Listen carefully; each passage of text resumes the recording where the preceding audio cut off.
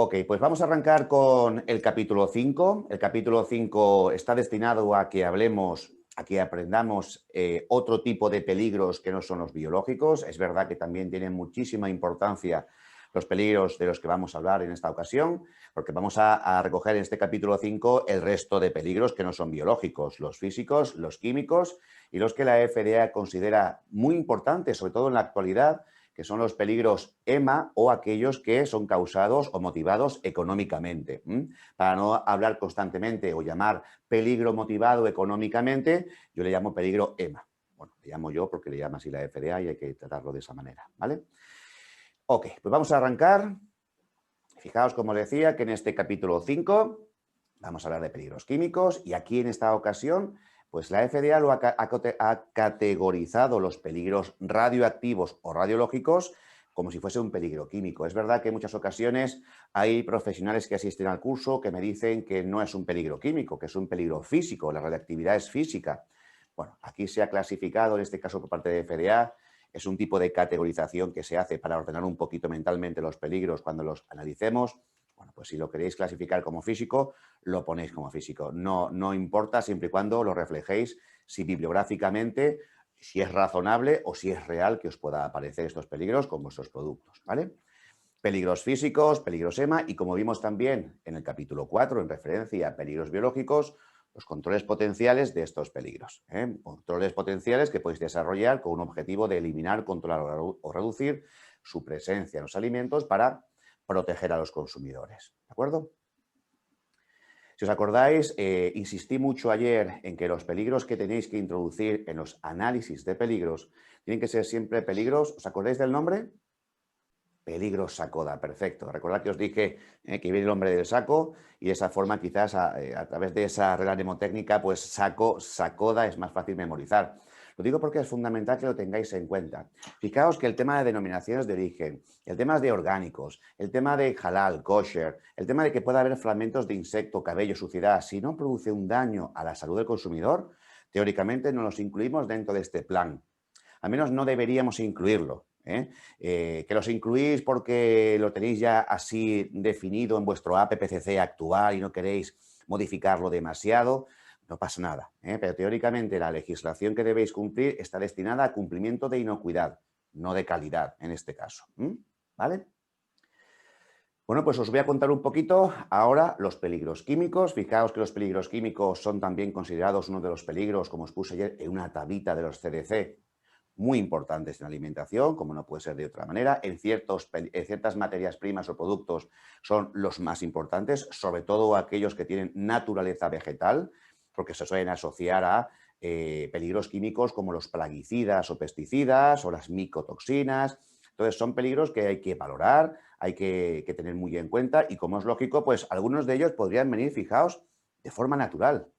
Es decir, hay sustancias químicas dañinas para el ser humano que a veces los alimentos los contienen sin que el ser humano haya intervenido o haya hecho algo que provoque el aporte de un peligro, sino que de forma natural ya procede, ya es original el alimento, como podría ocurrir quizás con los alérgenos, ¿vale?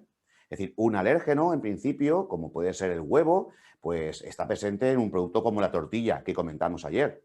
Un alérgeno como la leche está presente en el queso que comentamos ayer también. Entonces, son alimentos que de forma, bueno, pues accidental, por decirlo de una forma, afecta a personal vulnerable por su propio sistema inmunitario y no podemos hacer demasiado, nada más que identificarlo muy bien, como luego veremos. Entonces, los que vienen de forma natural, entre los peligros que podemos comentar, están los alérgenos, micotoxinas y algunas sustancias que se producen por la propia descomposición natural del alimento.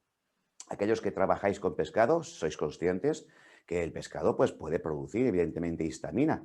Se genera como un proceso natural en el propio alimento y entonces eso puede desencadenar una reacción alérgica o indeseable al consumidor si esa cantidad está superando digamos, la tolerable por el ser humano. Luego también, evidentemente, por ejemplo, en el caso de los quesos, también sabéis que se forman aminas biógenas de forma natural y también puede ser causa de una reacción indeseable por parte del consumidor. Aquí no podemos hacer demasiado. Vamos a hablar con un poquito más de detalle de ellos conforme vayamos avanzando en el capítulo.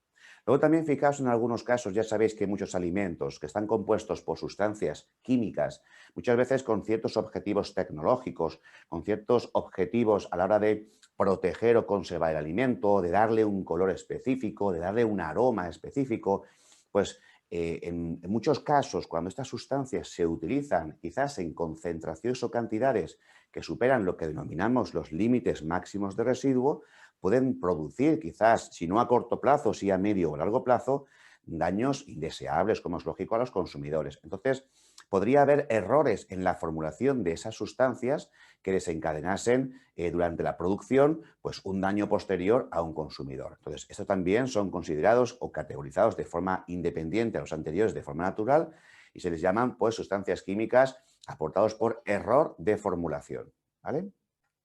Ok.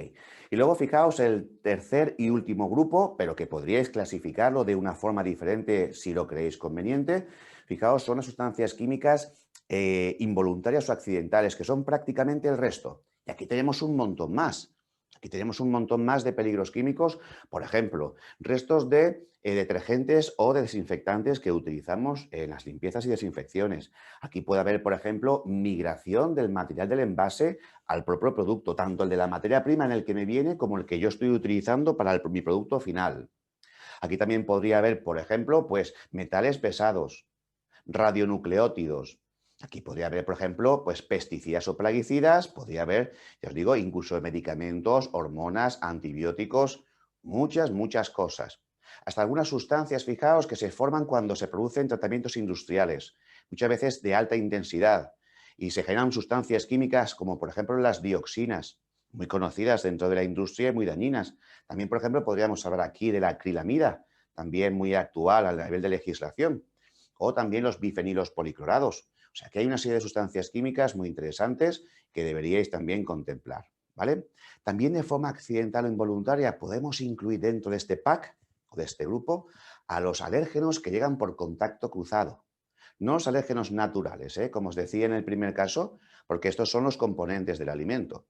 En el caso del grupo 3 estamos hablando de alérgenos que llegan accidentalmente.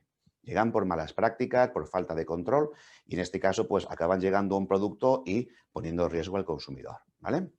Ya os digo que vamos a ir viendo estos grupos de forma independiente y cada uno de ellos para que los valoréis de forma razonable en la bibliografía con vuestros productos y materias primas o evidentemente pues si son reales porque os habéis detectado, aunque no esté asociado al sector, también os incluyáis, ¿de acuerdo? Fijaos que, por tanto, aquí tenéis una especie de resumen de eso que os he dicho. Está aquí prácticamente todo lo que os he comentado. Y para ver cada uno de ellos, tenéis aquí, fijaos, uno de los aspectos más interesantes que tienen los peligros químicos es cómo se relacionan con lo que es, evidentemente, digamos, la gravedad que puede ocasionar a lo que es el consumidor. Es decir, en muchos casos, fijaos, la FDA lo que está haciendo son estudios que intenta de alguna forma darnos aporte de información referente a los daños que pueden ocasionar cuando son ingeridos en ciertas cantidades y durante cierto plazo de tiempo a lo que son los consumidores. ¿Vale? Entonces, fijaos que es verdad que algunos son capaces de producir daños muy rápidamente. Si hablamos, por ejemplo, de alérgenos que no están declarados, la reacción se produce de una forma rápida y, como os dije ayer, el consumidor se puede llegar a morir en cuestión de 5 minutos. Por eso la gravedad es tan elevada que la legislación durante estos últimos años ha ido dirigida y enfocada a proteger al consumidor frente a este tipo de sustancias químicas naturales o accidentales o involuntarias si llegan por contacto cruzado. Luego también si dejamos restos de limpieza, detergentes o desinfectantes, que a veces ocurre, sobre todo aquellos sistemas ZIP que no están bien diseñados, que igual no hacen buenos enjuagues y que eliminan todo el resto químico que podrían contener, pues al final lo que acaba llegando es el producto químico a los envases iniciales o los primeros que se producen, salen al mercado y producen quemaduras y abrasiones al pobre consumidor en su sistema digestivo. Luego es verdad que hay algunos también que pueden producir daño a más largo plazo, como pueden ser los metales pesados, en este caso el plomo, y esto es un caso real de plomo que se añadió a caramelos para dar el color rojizo, pues desarrolló un problema cognitivo muy importante. Recordaos en la población, sobre todo infantil. Acordaos que es muy importante también el tema que os comenté ayer, es de Flynn, ¿vale? No sé si alguien ha podido echar un vistacillo a la página web o ha podido mirar el caso que os conté de bueno, ese problema importantísimo en Flynn debido a la contaminación del agua de distribución con plomo debido a la hipercloración que se producía en la potabilizadora de dicho pueblo. Bueno, pues ahí os digo que ahí, debido a eso, se hizo el mayor estudio de salud pública de Estados Unidos, ¿eh? Entonces, bueno. Luego también conocéis a las micotoxinas, es uno de los peligros químicos estrella también en la actualidad, que todo el mundo en principio los busca porque están legislados. En muchos casos están legislados y, por tanto, pues hay que identificar la cantidad que podría estar presente en el producto que comercializáis y si supera los límites máximos permitidos, pues ya sabéis lo que tocaría, ¿vale? Pero cuidado, fijaos que no todo está legislado. Y ya os digo que Estados Unidos lo que pretende, la FDA, es que si la bibliografía está indicando que puede haber ciertas micotoxinas asociadas a vuestros productos, independientemente de si hay legislación o no, independientemente de si hay umbrales marcados a nivel legal, tendréis también que tomar las medidas que sean necesarias porque al final, si acaba enfermando un consumidor por micotoxinas, aunque no estén reguladas, pero están indicadas en la bibliografía, vais a pagar las responsabilidades por ello, ¿vale? Eso es muy importante que lo tengáis en cuenta, ¿de acuerdo? Ok. Y luego, fijaos, si os acordáis, hablamos ayer del RFR, hablamos de que es ese documento que están publicando cada 5 años, muy importante, donde estaba Listeria y Salmonella como peligro biológico y por eso lo comentamos ayer. Pero fijaos que en este caso nos vamos a centrar más en el tema de alérgenos. Recordar que es un peligro natural que además es una de las causas más importantes de retiro, no solo en Estados Unidos, también en todo el resto del mundo, ¿eh? Porque el error que se produce en etiquetado es muy frecuente.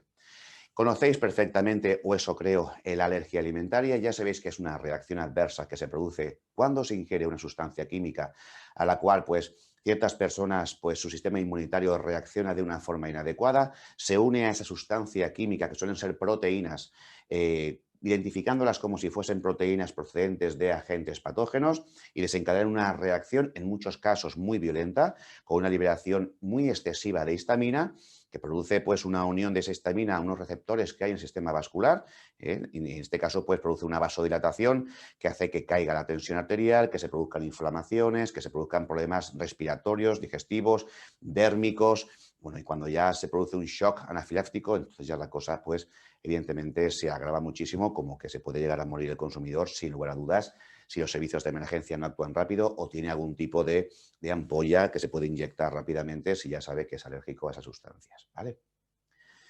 Aquí tenéis un poquito pues esos síntomas que os estaba indicando, síntomas que pueden ir normalmente referidos al sistema digestivo, a la boca, al sistema gastrointestinal, a la piel, a través de reacciones, como veis en la imagen. Son reacciones quizás en este caso normalmente pues que no van más allá de esa sintomatología molesta, ese picor incómodo. Pero sí que es verdad que cuando se producen este tipo de urticarias es una reacción normalmente de sensibilización y a partir de esa sensibilización hay que tener mucho cuidado porque las siguientes reacciones suelen ser de hipersensibilidad, es decir, una reacción exagerada que puede matar a los vulnerables a estos tipos de alimentos. Afecta al sistema respiratorio, al sistema cardiovascular y, como os decía antes, se puede llegar a producir una anafilaxis, que es lo que nunca se espera que ocurra, pero bueno, en definitiva, si ocurre, ya os digo que poca probabilidad de vida va a tener ese consumidor. No hay nada, nada, nada más peligroso en vuestras fábricas que los alérgenos. Por gravedad y por probabilidad es así, ¿vale? Bueno, la FDA nos dice, preguntarle a los participantes si tienen algún familiar que sea alérgico o alérgica, si ellos mismos tienen alguna alergia, porque cuando una persona tiene alergia a un alimento, es mucho más sensible que el resto de los trabajadores o del resto de los responsables que hay dentro de una empresa y que se encargan de la gestión de alérgenos en la misma. De hecho, fijaos, no es vuestro caso y no hace falta que me digáis si tenéis alguna reacción alérgica a algún alimento o no, pero sí que es verdad que os recomiendo que si conocéis a alguna persona en vuestras fábricas que es o es alérgico a un alimento o tiene algún hijo o alguna hija alérgica a alimentos, les responsabilicéis de la gestión de alérgenos porque suelen ser personal que como han vivido lo malo que tiene ser alérgico, suele tomarse el trabajo con una responsabilidad mucho más elevada que personas que sí que saben que es importante, pero que nunca han sufrido, nunca se han visto envueltas en un problema de tener que ir al hospital urgentemente porque se me muere el niño. Entonces, normalmente suelen ser profesionales que se fijan muy bien en el etiquetado, se fijan muy bien en los alérgenos, se esfuerzan mucho cuando se hacen las tareas de limpieza para eliminar alérgenos que puedan producir contactos cruzados y son muy buenos profesionales desde ese punto de vista. Entonces, aprovechad si podéis ese tipo de profesionales que están súper motivados y motivadas. Bueno, pues desde el punto de vista de la legislación de Estados Unidos, la ley FALCPA, que es la ley que regula, como ayer os dije, la información de alérgenos, que informa al consumidor de lo que puede contener una etiqueta en relación a alérgenos, nos está diciendo que hay 8 alérgenos mayores. Claro, esta legislación, fijaos, parece que está protegiendo menos al consumidor, ¿verdad? Porque en Europa tenemos 14 grupos. Uno puede llegar a pensar cómo es posible que en Estados Unidos, con lo rigurosos supuestamente que son y todos los estudios y avances que tienen, estén regulados menos alérgenos. Bueno, fijaos que nos llevan 8 años de ventaja. ¿Vale? Esta legislación se publicó en 2006. O sea, que no penséis que van con retraso, al contrario, fueron los primeros. Y de hecho fueron los que provocaron que la Unión Europea, por ejemplo, empezase a legislar en relación a alérgenos y evidentemente, pues hoy en día nuestra legislación, nuestro 1169/2011, pues incluye 14 grupos. Bueno, pues ellos tienen 8, tenéis ahí 5 que son específicos, como la leche, el huevo, el cacahuete, lo vais a poder ver en el manual como maní o como cacahuate. Ya sabéis que en Sudamérica, Centroamérica, también se les puede llamar de esa forma, de hecho es así.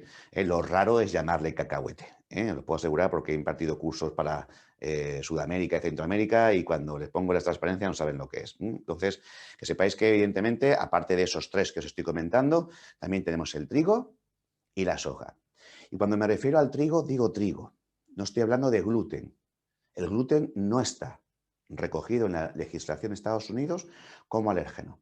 Por mucho que os sorprenda y por mucho que os podáis decir, no lo entendemos, ¿cómo es posible? Si el gluten a nivel europeo lo tenemos que estar gestionando de una forma muy rigurosa, porque, bueno, ya os digo que ellos fueron los primeros y en 2006, que es esta ley FALPA, solamente recogió el trigo, ¿vale? Que es realmente para ellos la sustancia alérgica o la que contiene la sustancia alérgica. Y luego la soja, como os decía también, muy importante. Y luego tenemos 3 grupos. Tenemos lo que son las nueces de árbol, los pescados y los crustáceos. Respecto a crustáceos y pescados, no voy a insistir porque ya los conocéis. Pero fijaos que en cuanto a nueces de árbol, aquí sí que voy a precisar un poquito más la información porque aquí se presta mucho a la confusión.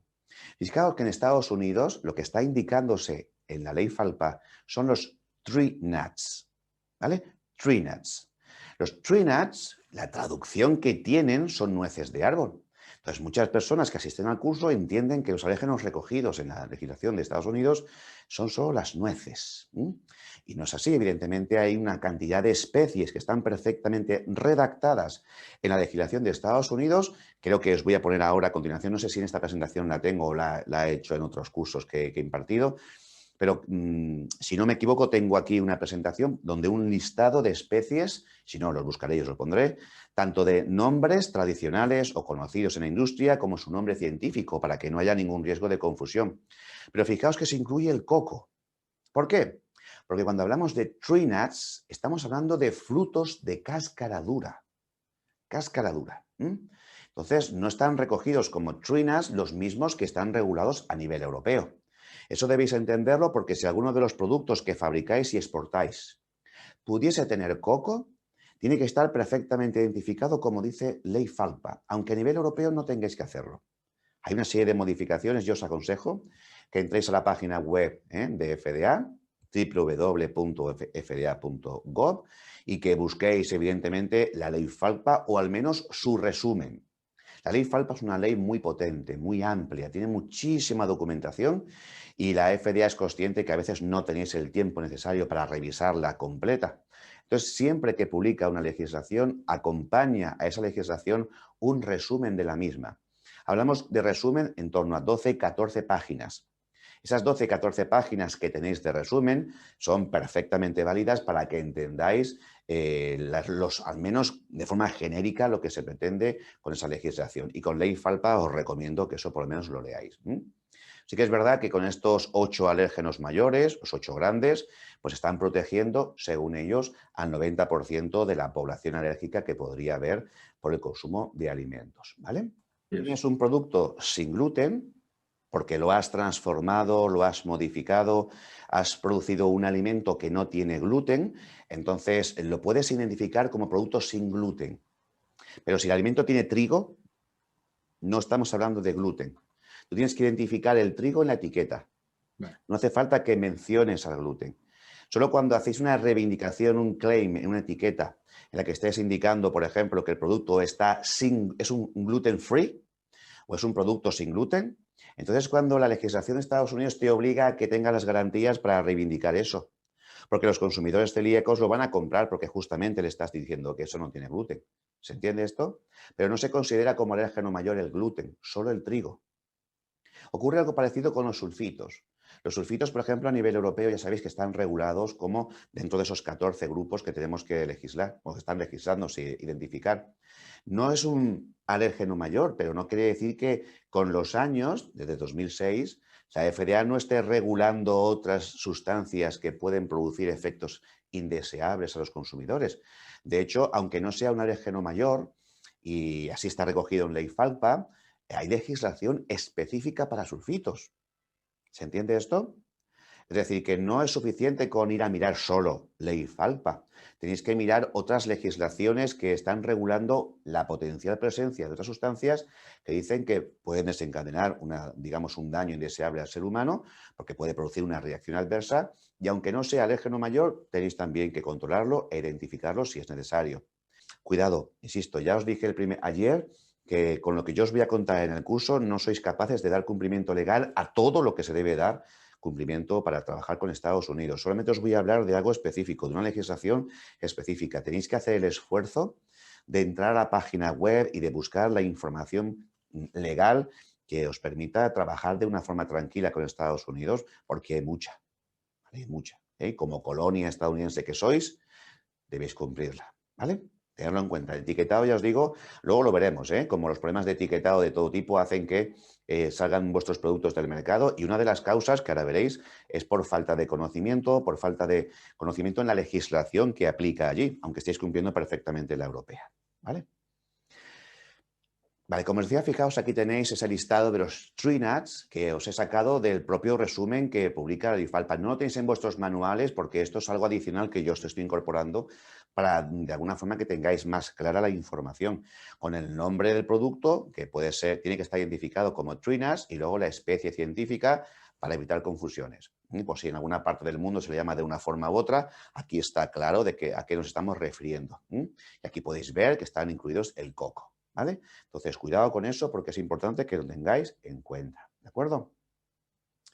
Evidentemente, fijaos, para evitar lo que es la enfermedad, no queda más remedio que no ingerir dicha sustancia, ¿eh? Entonces, aquí hay dos partes interesadas que son las que, funcionando de forma adecuada, dan lugar a un consumo adecuado e inocuo de los alimentos. Por una parte, el consumidor ya sabéis que es el que está padeciendo quizás esa enfermedad y es el responsable de leer la información que le estáis dando en la etiqueta, en el envase. No perdáis nunca de vista la información que podéis ofrecer también en la página web, porque a veces ponéis en la página web información de alérgenos que no se actualiza con la frecuencia que sí se hace en el envase y entran en contradicción. Cuidado con eso, ¿vale? Porque hay gente que cada vez pues, utiliza más la página web para buscar información de los productos. Una mamá o un papá que quiera averiguar si hay información alérgica referente a un producto podrían mirar la web antes de comprarlo, antes de dirigirse a las tiendas. Entonces tenéis que asegurar que la información de la página web también está actualizada porque sigue siendo etiquetado. Sigue siendo información de etiquetado en otro formato que no es la que lleva el producto, pero esa es una obligación legal, también la de actualizarlo. Ojo con esto, ¿eh? Evidentemente, fijaos también, sois los que hacéis esa transmisión de información hasta el consumidor, así que tenéis que informar de forma rigurosa y exacta el producto y lo que contiene para asegurar que el consumidor que sea sensible, que lee esa información, no padezca la enfermedad, lo cual sería dramático no solamente para esa persona, que se puede morir, también vosotros y vosotras acabaréis con problemas además muy, muy importantes. Fijaos que cuando uno busca la información en la página web de retiros de la FDA, que os comentaré luego más tarde, pues los alérgenos, da igual, el periodo de tiempo del que estéis hablando son siempre los importantes, son siempre los prioritarios, son los que más problemas dan. ¿Os dais cuenta lo que pone en el quinto lugar? Sulfitos. Los sulfitos, que no están en Ley FALPA. Y como no están en Ley FALPA, pues muchos europeos no identificamos los sulfitos y para allá que mandamos el producto, te lo detecta la FDA y por tanto te lo saca del mercado, te hace un retiro. En quinto lugar, es una exageración tremenda que los sulfitos provoquen estos problemas, por falta de conocimiento en muchos casos. Ahí veis, fijaos las causas más importantes de retirada debido a una falta de identificación de alérgenos o problemas con alérgenos, que os habéis equivocado de etiqueta, que no es la que le corresponde al producto que se está comercializando, que no habéis utilizado la terminología que pide la FDA en ley FALPA, sino que habéis utilizado la terminología europea. Por ejemplo, yo puedo poner suero lácteo en una, digamos, en una etiqueta de un producto europeo, pero en cambio en Estados Unidos no puedo poner suero lácteo para identificar el alérgeno. Tengo que poner leche, tengo que poner milk, ¿vale? Tampoco puedo poner dairy products, no puedo poner productos diarios, por decirlo de una forma, ¿vale? Tengo que poner milk, así me lo está diciendo la FDA, milk. O por ejemplo, si en este caso, pues ya os digo, no identificáis de forma adecuada porque os estáis apoyando vuestros conocimientos en legislación de otros países, ojo con esto, que os lo sacan. Luego también información no trazable del ingrediente que se ha utilizado. ¿Vale? No se ha hecho una buena trazabilidad del ingrediente, no sabéis en definitiva cuál ha podido ser, quizás el proveedor ha cambiado o habéis utilizado una materia prima que es la misma, pero de un proveedor con un perfil alergénico diferente, hablaremos de eso más tarde, y al final no sabemos pues, qué podría contener o no y nos toca sacarlo del mercado. Respecto al tema de alérgenos, nunca os cojáis los dedos. Es mejor perder $10.000, es mejor perder $8.000, $15.000 a que dejéis que eso se comercialice, que se consuma, que salga del mercado y sin que la FDA se dé cuenta, porque como haya una persona afectada por alérgenos, se os cae el pelo.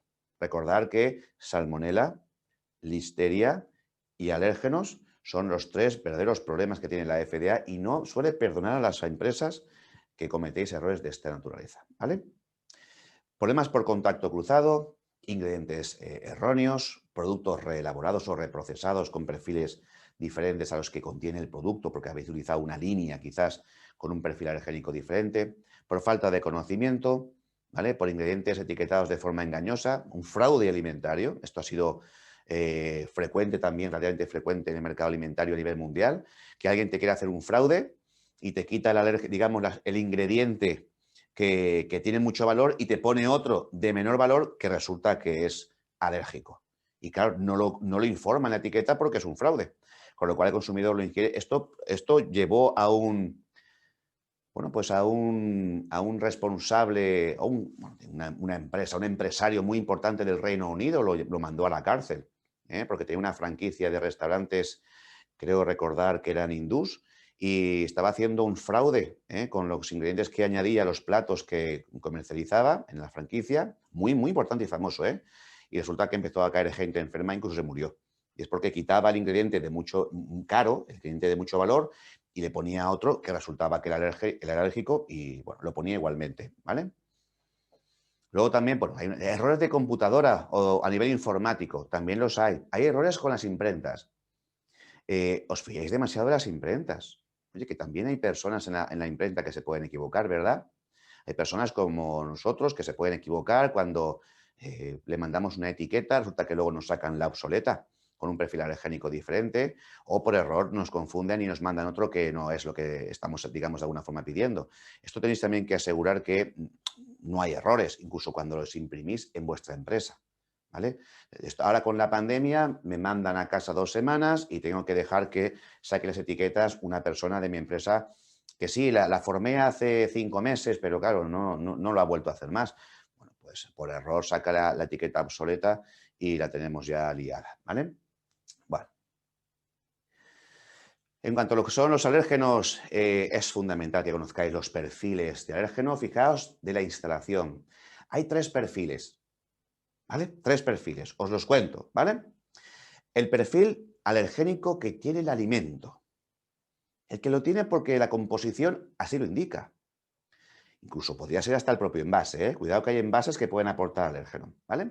Entonces tiene una serie de componentes, una serie de ingredientes y eso le da su perfil alergénico del producto. Luego está el perfil 2, que es el de la línea en la que se ha producido el alimento.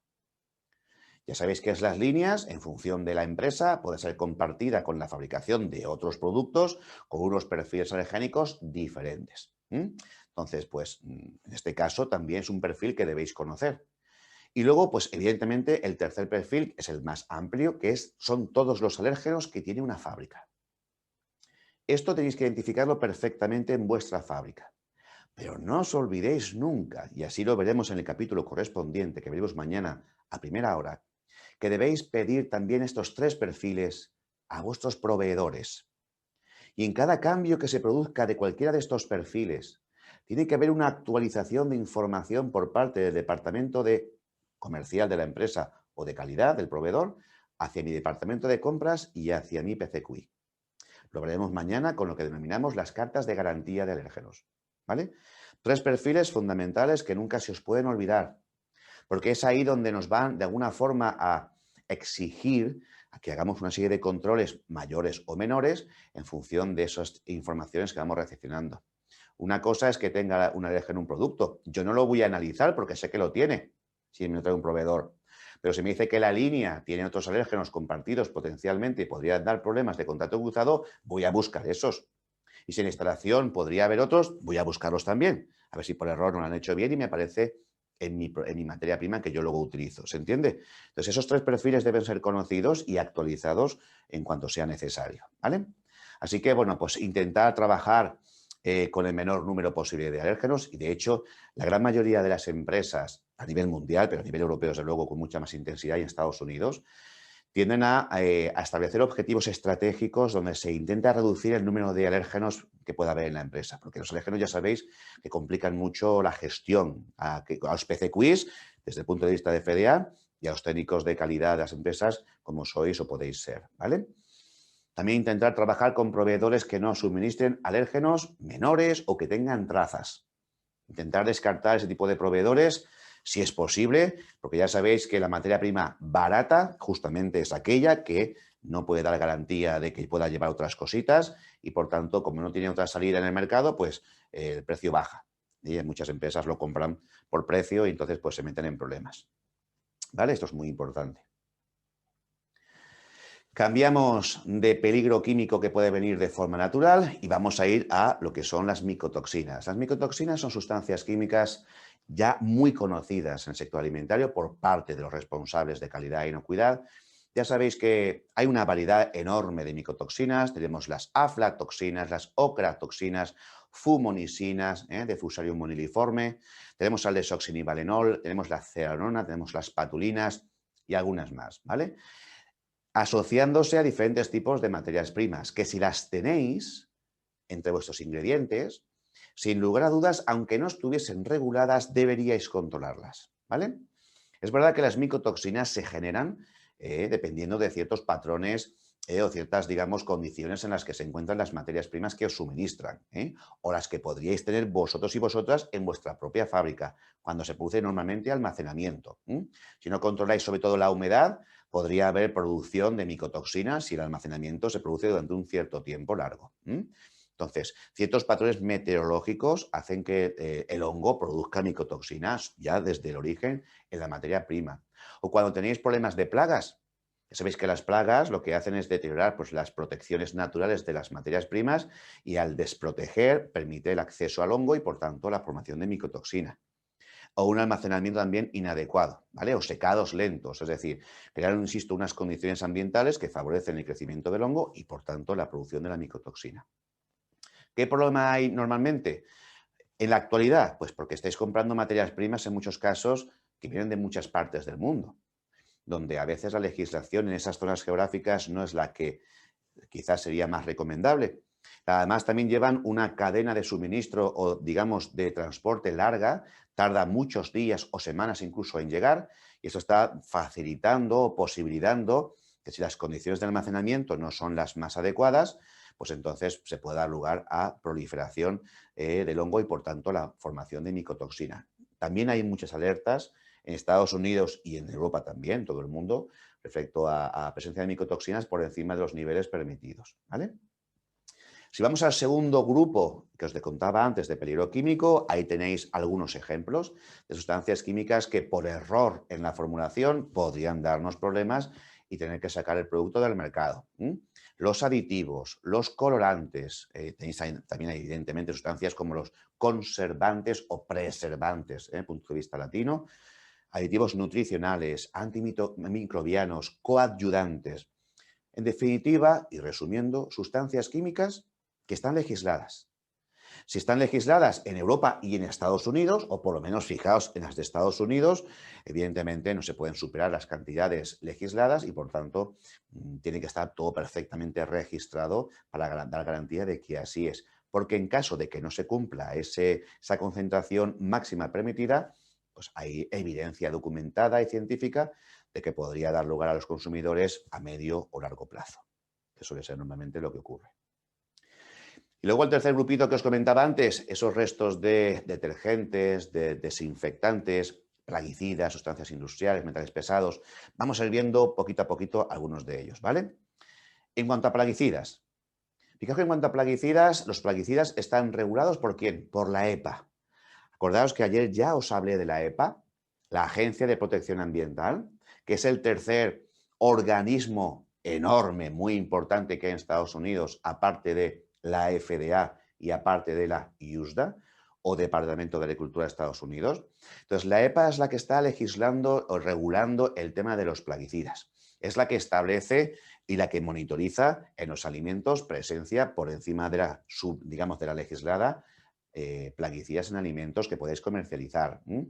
Dan instrucciones de uso, conceden licencia a aplicadores, es decir, que en Estados Unidos estos son, la EPA, los que se encargan del plaguicida. Y es verdad que dicen que en Estados Unidos el uso de los plaguicidas con los productos vegetales normalmente pues está relativamente bien controlado y no suele haber empresas o entidades que lo apliquen de forma inadecuada. Pero claro, en cuanto a los productos importados, depende de dónde venga, de qué parte del mundo, se encuentran barbaridades también a veces. Entonces, nos dicen, abrid bien los ojos, si compráis materias primas de cualquier parte del mundo, hacerles buenos controles de plaguicidas, porque aunque en Europa estén permitidos ciertos plaguicidas, podría ser que en Estados Unidos no fuese así, porque la EPA no lo está permitiendo y entraríais en contradicción legal, con lo cual sería un problema para vosotros y vosotras. En cuanto a sustancias químicas industriales, que ya os decía que normalmente se producen con tratamientos muy elevados o muy intensos, ahí tenéis las dioxinas, los bifenilos policlorados, tenéis también, por ejemplo, la acrilamida que os comentaba antes. ¿Vale? Esto es muy interesante, pues los hidrocarburos policíclicos aromáticos también que se producen en algunos alimentos, como por ejemplo también el aceite. Y luego tenéis ahí los metales pesados. Ya sabéis que los metales pesados también son una de las causas importantes de retirada, no solo en Estados Unidos, también aquí en España. Ya sabéis que el arsénico, el plomo, el mercurio, el cadmio, como ejemplos, pues son bastante frecuentes. Y bueno, pues somos los número uno de retirada del producto del mercado, por ejemplo, con ciertos pescaditos, ¿verdad?, del norte de España, ¿verdad? Eso está publicado en el STIRI, está publicado en el RAS, sobre todo con mercurio o con plomo. Sí que es verdad que por ejemplo, el arsénico es muy frecuente, por ejemplo, en el arroz, también es muy típico, pero son metales pesados que sabemos que en definitiva, conforme se van ingiriendo, pueden dar lugar a problemas a largo plazo o a medio o largo plazo en el organismo humano. Y sabéis que el plomo, os comentamos ayer, tiene efectos cognitivos y tiene efectos muy dañinos para las personas, sobre todo para los niños. Y de hecho se están cambiando las recomendaciones de ingesta de ciertos productos por la cantidad presente en la actualidad, por ejemplo, de mercurio, como algunos pescaditos. Ya lo visteis en la OMS, me imagino, hace 1 año y medio aproximadamente. En cuanto a medicamentos, ¿quién se responsabiliza en Estados Unidos de los medicamentos? Para poder utilizarlos, evidentemente, con los animales, tanto terrestres como acuáticos. Pues la FDA. La FDA es la responsable del uso de medicamentos, de hormonas, de antibióticos. Entonces, es importante que tengáis en cuenta que tampoco son todos los aprobados allí los mismos que en Europa. ¿Vale? Y como es lógico también, va a haber una serie de prohibiciones en cuanto a la presencia detectable de hormonas, por ejemplo. Entonces tenéis que mirar la legislación de Estados Unidos si vuestras materias primas son animales y, bueno, pues queréis hacer algún tipo de tratamiento o, evidentemente, queréis también averiguar si vuestro proveedor lo está haciendo de una forma fraudulenta. Como antes os indicaba, en Estados Unidos parece que se está cumpliendo relativamente bien, pero ya fuera de Estados Unidos pueden encontrarse muchas diferencias en función del origen del producto. Bueno, pues los peligros estrellas en la actualidad. En 2020, 2021, también 2019, ya sabéis que no solamente la FDA, sino que también la propia legislación española cambia e introduce sustancias radioactivas en el control del agua potable, También sabéis que BRC, que IFS está introduciendo estos peligros, al menos para que los tengáis en cuenta cuando los analicéis en vuestros APPCCs y desde el punto de vista de Estados Unidos, ahora con la legislación FISMA, lo tengáis en cuenta con vuestro HARPC. Porque los radionucleótidos pueden proceder de la tierra, pueden proceder del aire, pueden proceder del agua, y muchas veces suele ser del agua. Hay ingredientes que se están detectando con presencia de radionucleótidos por encima de las que de alguna forma se están indicando que no son naturales, no es una radioactividad natural. Y también incluso cuando hacemos controles en envase nos estamos dando cuenta que también en los propios envases, en función de la naturaleza de la composición del envase, de qué zona geográfica procede, pues ahí tenéis problemas. Y tenéis ejemplos con el estroncio, el yodo, el cesio. Sí que sería interesante que os acordéis muy bien de esto por si alguien os lo pregunta en algún momento. El yodo, el estroncio y el cesio.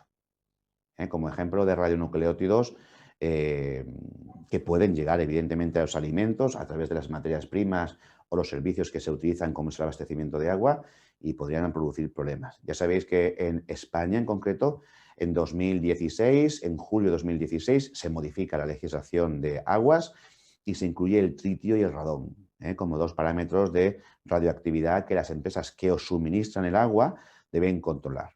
Con un número de controles en función del volumen de abastecimiento que están haciendo. Entonces, es verdad que los primeros que empezaron a legislar radionucleótidos en agua fue la EPA y con los años pues, ha ido llegando a Europa, ha ido llegando esa necesidad también a España y es lo que provocó que se actualizase también aquí. Sí, con el tema de radionucleótidos, fijaos, tenemos muy poquita experiencia. Es verdad que este tipo de peligro nos ha venido como consecuencia sobre todo de BRC y IFS, o también FDA antes de ello. De hecho lo pide BRC y IFS porque GFSI lo está pidiendo porque la FDA lo pide.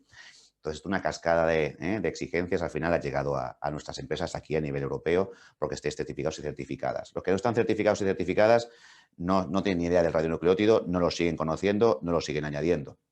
Entonces, es verdad que no hay suficiente información quizás a día de hoy acerca de qué gestiones tenemos que hacer en cuanto a radionucleótidos. Sí que es verdad que hay fuentes de información que son fiables, cada vez hay más transparencia en los gobiernos a la hora de aportar datos sobre enterramientos o también, digamos, lugares donde se ha dejado residuo radioactivo de las centrales nucleares, que antes era, evidentemente, como digo, alto secreto, pero que ahora hay más transparencia y van saliendo. En el vídeo, además, al que te estás refiriendo, ahí yo contaba los 6 puntos radioactivos que hay en España. En España hay 6 puntos radioactivos que están repartidos en Flix, por ejemplo, en Palomares, en Almería, tenemos en Cartagena, tenemos en Huelva, 2 zonas contaminadas. Y también tenemos toda la cuenca del Jarama, la zona norte de Madrid, junto con Guadalajara, pero que llega hasta Toledo. Toda esa zona de ahí hay residuo radioactivo. Y además en unas concentraciones que cuando se comunicó decía el Consejo Nuclear Superior Español que no era para alarmarse, pero sí que es verdad que hay documentales, por ejemplo, que ha hecho Radio Televisión Española, por tanto entidades serias, donde se indica que hay problemas. De hecho, hay zonas cercadas, hay zonas protegidas donde no se puede acceder, pero sí que es verdad que las lluvias que caen luego hace que el radionucleótido pueda expandirse a otras áreas, llegar a zonas de cultivo. De hecho, hay zonas con acequias, donde digamos se distribuye luego el agua a los campos, que sabemos que hay enterramientos de residuo nuclear de la época de Franco. O sea que fijaos, de hace ya muchos, muchos años. Esto ocurre algo similar también en otras zonas geográficas del mundo, porque la transparencia, la verdad, que no ha sido demasiado buena en ninguna parte del mundo años atrás. Entonces, conforme más cosas sabemos, excepto lo que ocurrió en Fukushima, en Japón, y lo de Chernobyl, que también fue bastante ocultado al principio, pues no nos queda más remedio que buscar bibliografía, ver si se van publicando cosas en relación a radionucleótidos, ver si hay alguna alerta de alguna materia prima o de un producto por niveles de radionucleótidos elevados para ver si tenemos que actuar frente a también temas de que nos pueda afectar a nosotros. Pero por lo menos que lo contempléis a nivel de agua seguro. ¿Vale? La normativa española ya está hablando de tritio y radón, así que ahí ya tienen que estar. Cuando analicéis peligros asociados al suministro de agua, tiene que estar, y de hecho ahora en los boletines completos de agua que tenéis que pedir a los ayuntamientos o que os da la empresa que suministra el agua, tenéis que pedirles que esté también el valor de radioactividad indicado ahí. Si no los dan, no lo están haciendo bien. ¿vale? No lo están haciendo bien. Porque entonces os tocaría hacerlo a vosotros y vosotras en vuestras fábricas. Y bueno, pues es un dineral que en principio no deberíais gastaros. Entonces, en cuanto a agua seguro, luego las materias primas, ¿de qué parte del mundo vienen? ¿O de dónde proceden? ¿De dónde se han criado o se han cultivado? Pues ahí ya podríais de alguna forma valorar la información que puede suministrar vuestro propio proveedor. Oye, proveedor, ¿estás haciendo algún tipo de control de radioactividad? ¿Ha habido algún incidente, históricamente hablando, en la zona en la que te encuentras? Por lo menos que haya una cierta investigación, unas ciertas preguntitas a los proveedores y en base a eso que la FDA no nos pueda decir, oiga, que usted es que jamás ha pensado en este peligro, usted jamás lo ha tenido en cuenta. Cuando aquí en Estados Unidos hay fuentes radioactivas naturales que dan muchos problemas.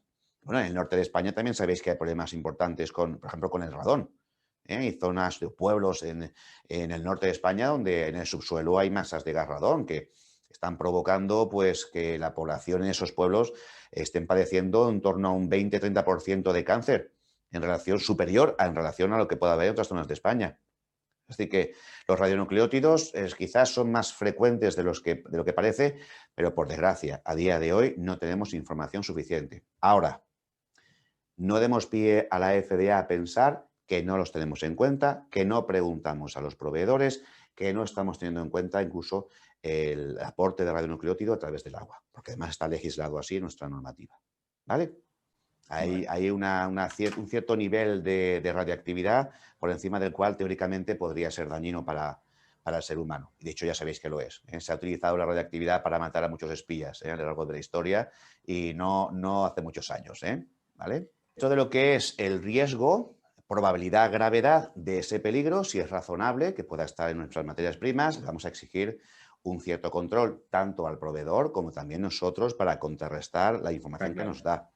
Seguramente no sea una información que tenga que garantizarse con mucha frecuencia, podría ser quizás una vez al año, o una vez al año. Oye, dame el control analítico del agua de tu empresa a nivel de radioactividad, el que tengas en Ecuador, que tengas en Venezuela, que tengas en China. Dame un informe para ver un poquito qué agua estáis utilizando, porque sí que sabéis que el agua es una fuente de contaminación. Entonces, de aporte de radionucleótido. Si es para mí, también no pueden ser para ellos. Bueno, pues pedir una cierta información. Se puede utilizar incluso en los cuestionarios que utilizáis para aprobar a proveedores, podéis introducir ya algún parámetro, aparte de si tienen un sistema de gestión certificado, si tienen trazabilidad, si gestionan alérgenos, si tienen APPCC, que es lo típico, si aplican buenas prácticas, que le paséis a los, digamos, a los proveedores para aprobarlos. Pues hace usted un control de radionucleótidos, no sé, pues, y en base a eso pues también le podemos obtener información, ¿vale? O sea que poco a poco el radionucleótido va a ir ganando terreno, va a ir ganando importancia y es verdad que todavía no tenemos muy claro la gravedad en cuanto a la ingesta que podría ser necesaria para dañar al ser humano, pero hay que estar atento y atentas a lo que es la información que se nos va suministrando y a nivel de radionucleótidos, todos los estándares, todos están pidiéndolos. La FDA lo está pidiendo. La legislación europea también va por ese mismo camino y va presionando ahí. Ya os digo que el tema nuclear es difícil de gestionar dentro de una empresa alimentaria. Pero es que nos están llegando hasta con los envases. ¿Quién podría pensar que con los envases? Pues nos llegan también con los envases. ¿Quién hace un control a un envase de radionucleótidos? Nadie, ¿eh? Nadie se le ocurre gastar dinero en esas cosas, ¿verdad? Pues cuando se hace control oficial y se gasta dinero en eso, se detecta, ¿vale? Bueno, es consecuencia de la globalización también, ¿eh? Ese tipo de cositas. Ok, pues vamos a avanzar. Fijaos, aquí tenéis en principio pues, los potenciales controles que podríamos establecer para los peligros químicos. Todo va a depender de dónde viene el peligro químico. Por ejemplo, los peligros químicos en general se pueden intentar reducir, minimizar o controlar controlando al propio proveedor, que es de lo que os estaba hablando hace un momentito. La gran mayoría de los peligros químicos, una vez que llegan a vuestra materia prima, ya no hay forma de quitarlo. Ya no hay forma. O sea, un plaguicida que llegue en la materia prima a unos niveles superiores a los que están permitidos legalmente, que lo vais a utilizar para elaborar vuestro producto, no tenéis capacidad para eliminar ni plaguicidas, ni hormonas, ni antibióticos, ni micotoxinas, todo lo que llegue en la materia prima, consumidor, para ti va. ¿Entendéis? Pues son, digamos, peligros que, así como las bacterias, podemos hacer un tratamiento térmico, podemos controlarlas, eliminar, reducirlas. Con el peligro químico, el mecanismo más importante es la prevención, ¿vale? Sí que es verdad que también se pueden hacer una serie de gestiones muy importantes para En el caso de que podamos tener un peligro químico accidental debido al contacto cruzado, establezcamos buenos controles preventivos de saneamiento. Destinemos el esfuerzo para asegurar que el alérgeno que no debe estar en el producto, por utilizar líneas compartidas, personas o herramientas compartidas, se quite con una buena limpieza, bien controlada y asegurada. Luego, en cuanto también controles preventivos de alérgenos, en este caso siempre cuando hablamos de control preventivo de alérgenos, destinamos todo nuestro esfuerzo hacia el etiquetado. Aquí el etiquetado es fundamental, ¿vale? Porque además os dije antes, así lo vimos, que es una de las causas más importantes de retirada de productos del mercado en Estados Unidos. Y luego también control preventivo de proceso. ¿En qué está referido este? En cuanto a la formulación. Aquellas empresas que controláis la formulación de un alimento para dar cumplimiento a la especificación o ficha de producto que le habéis mandado al cliente y os ha aprobado, tiene que tener ciertas cantidades de ciertas sustancias legalmente controlables y por tanto eso tiene que ser llevado a la práctica por personas muy bien capacitadas que sepan perfectamente la importancia que tiene esa formulación y las consecuencias en el consumidor. Por eso un control preventivo de proceso en formulación también puede ayudar a evitar peligros químicos en los alimentos que exportaríais a Estados Unidos, ¿vale? Bueno, aquí tenéis un pequeño resumen, pero voy a continuar porque nos quedan aún los físicos y los EMAs. Esto ya es cortito. Fijaos que ahí tenéis los peligros físicos y lo que es más importante en relación a los cuerpos extraños o peligros físicos, que todos y todas tenéis, no me digáis que no, todas las fábricas tienen cuerpos extraños. Fijaos que una particularidad de este tipo de peligro es que son específicos de empresas. A veces no coinciden incluso empresas del mismo sector, comercializando los mismos alimentos, así como antes hablábamos de los peligros químicos y los que vimos ayer biológicos, ahí sí que hay un montón de información documental que uno busca y encuentra lo que se asocia a materias primas, a productos. Pero cuando hablamos de peligros físicos hay muy poquita información bibliográfica asociada a materias primas y productos. ¿Por qué? Porque son específicas de vuestra fábrica, ¿vale?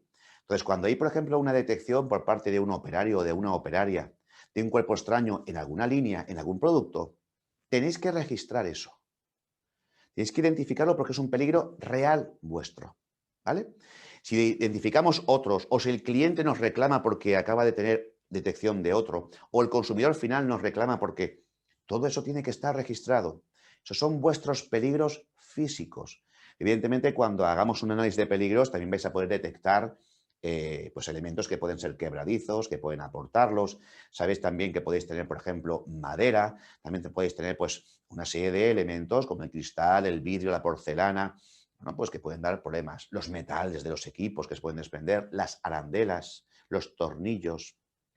Evidentemente, por tanto, hay mucho peligro físico que puede llegar a vuestros productos. Aquí lo importante es poner el nombre de la naturaleza del material, ¿vale? ¿Por qué? Porque muchos controles preventivos, sobre todo de proceso, que se aplican en la industria, como pueden ser detectores de metales, como son rayos X, son equipos que funcionan en base a la naturaleza del cuerpo, que son capaces de detectar. Entonces, si yo cuando analizo peligros físicos pongo presencia de cuerpos extraños, ¿os suena esto? En los APPCCs, presencia de cuerpos extraños, contaminación con cuerpos extraños. Estáis abriendo un abanico tan grande de cuerpos extraños que difícilmente vais a poder poner una medida preventiva específica para cada uno de ellos. Entonces, normalmente lo que sí que se hace, y cada día más por empresas quizás más maduras, es que empiezan a separar el cuerpo extraño metálico del que no es metálico. O empiezan a separar, digamos, la madera del metálico del resto, ¿vale? Pero fijaos, hay vidrio, plástico quebradizo que puede proceder ¿de dónde? Pues de un teclado de un ordenador, de un ratón de un ordenador, de una pantalla táctil de vuestros equipos. Es que puede venir incluso, fijaos, hasta de vuestros propios móviles. ¿A que utilizáis los móviles en producción? ¿A que vuestros encargados y jefes de llevan móviles? ¿Qué pasa si se les cae al suelo? ¿Alguien avisa? ¿Alguien alerta? ¿Se rompe la pantalla y sale una tecla por ahí volando? Nadie los controla. Controlamos, pues, elementos quebradizos, cristalitos, pantallas, el reloj que tenemos ahí, el manómetro, ¿vale? El tefloncito este que está girando, eso sí lo controláis. Pero los móviles, ¿Vale? Entonces, hay elementos que debéis pararos a pensar que pueden producir aporte de cuerpo extraño y tenéis que identificarlo para ver si con vuestros controles y vuestros procedimientos y en diferentes etapas o fases los podéis eliminar con filtros, con tamices, con centrífugas, como sea necesario. ¿Vale? Evidentemente, fijaos, los daños que pueden producir son diversos. Lo normal es que dañen el sistema digestivo. Son cuerpos extraños que se suelen morder, entonces rompen los dientes, producen hemorragias, pueden llegar a bloquear el sistema digestivo, pueden llegar incluso también a producir asfixia, sobre todo en los niños. ¿eh? Ahora vamos a hablar un poquito de eso, porque muchas veces nos preguntan, ¿qué tamaños de los cuerpos extraños son los más peligrosos? ¿Vale? ¿Cuál es nuestro límite crítico en cuanto al cuerpo extraño? Pues fijaos, Academia Americana de Pediatría hizo un estudio que podéis incluso buscar en internet para poder leerlo. Se llama Prevention, lo veis aquí, ¿vale? Of Shocking Amo Children, donde hizo uso de un cilindro, como si fuese el sistema digestivo y respiratorio de los niños pequeñitos, y bueno, pues empezó a introducir objetos, normalmente de diferentes formas, diferentes capas, digamos, compresión. Se dieron cuenta que los peligros físicos cilíndricos y comprimibles son los que más riesgo de asfixia producen en los niños. ¿Vale? Y ahí en ese estudio se determinó que los tamaños más peligrosos que producen prácticamente asfixia con más garantía son los que van de 7 milímetros a 25 milímetros. ¿De acuerdo? Así que podríamos considerar como límite crítico de inocuidad a partir, digamos, de 7 milímetros hacia arriba, hasta los 25 milímetros. ¿Qué ocurre con los cuerpos extraños? Con los cuerpos extraños, fijaos, es donde normalmente aplicamos con mayor frecuencia los principios ALARA. ¿Os suena el principio ALARA? El principio ALARA es un principio que aplicamos siempre de forma preventiva con cuerpos extraños. Es un principio que dice lo siguiente: tenéis que ser capaces de alcanzar el tamaño más pequeño que podáis detectar. Es decir, que si la obligación legal me dice FDA a través del estudio de la Academia Americana de Pediatría que los tamaños más peligrosos son de 7 a 25 milímetros, si yo tengo equipamientos, procesos, filtros, tamices, detectores que son capaces de llegar, por ejemplo, a 2, tenéis que aplicar el principio LARA y llegar hasta esos 2. ¿Me entendéis?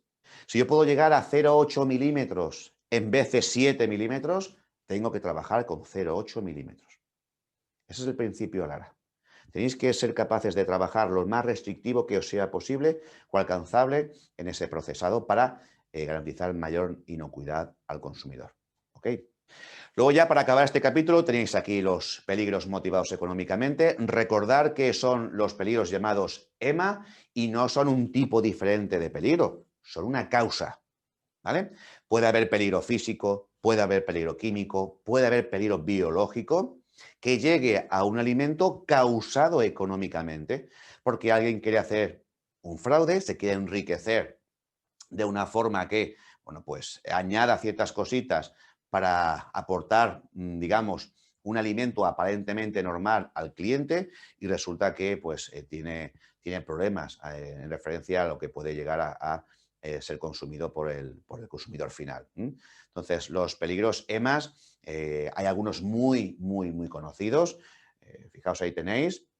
Os pongo uno porque fue muy famoso, el que pasó con la melamina en la leche en 2008. Grupo Sanlu, una empresa enorme láctea en China, pues por desgracia se dedicó a adulterar durante varios años los productos que comercializaba y entre una de las cosas que utilizaba para que no detectasen esa adulteración era la melamina, ya que los controles de calidad impedían que se detectase esa adulteración que se producía, con la consecuente daño al consumidor, en este caso niños muy pequeñitos, bebés, debido a que la melamina pues, bloquea túbulos renales, produce problemas enormes a nivel renal, puede producir, de hecho produce también problemas cancerígenos, carcinogénicos, pues se ven afectados en torno a casi 300.000 niños. Y estas son cifras chinas, cifras oficiales chinas. Casi 300.000 niños y también unos cuantos que murieron. Imaginaos Fue un caso muy llamativo, de hecho, llegó también a Europa, ¿eh? Hubo coletazos de esos productos que llegaron a Europa y se detectaron incluso varios años más tarde. Cuando se investigó con más detalle, se dieron cuenta de que había 22 empresas más involucradas en este fraude. ¿Mm? Entonces, pues bueno, pues ya os digo que no acabaron demasiado bien los responsables del grupo Sanlu. Fue el mayor recall de la historia de China. El mayor recall de la historia de China. ¿Mm? Para que veáis un poquito que no son empresas pequeñas las que se meten en fraudes, sino que se puede meter cualquiera, cualquiera. Así que no os fiéis mucho de los proveedores, insisto, porque os pueden introducir materias primas, sin lugar a dudas, muy problemáticas. ¿Vale?